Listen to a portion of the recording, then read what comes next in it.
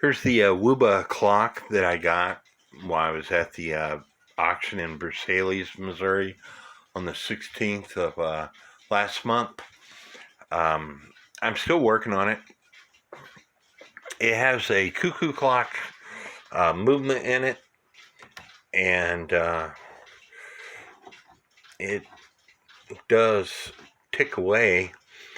This weight here is for both the time and if I was to pull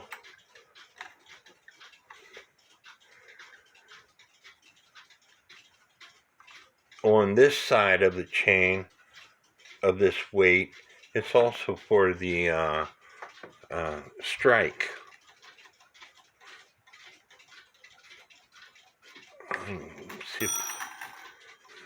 See if I can get it to strike.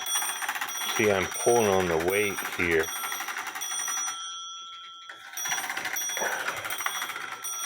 This is a one chain system. I'm going to have to take the clock back apart and fix it. The rack and snail is not working properly.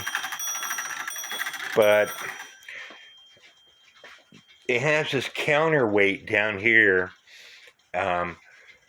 Because it's a one chain system, I didn't have the clock wound all the way up. You wind the clock with the counterweight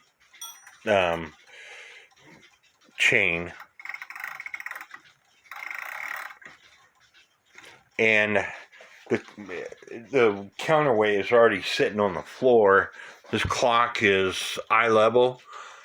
The clock actually needs to be about another foot up in the air in order for the counterweight not to be touching the floor when the clock is fully wound. Anyway, I hope you guys enjoy this first video, my first posting. Y'all enjoy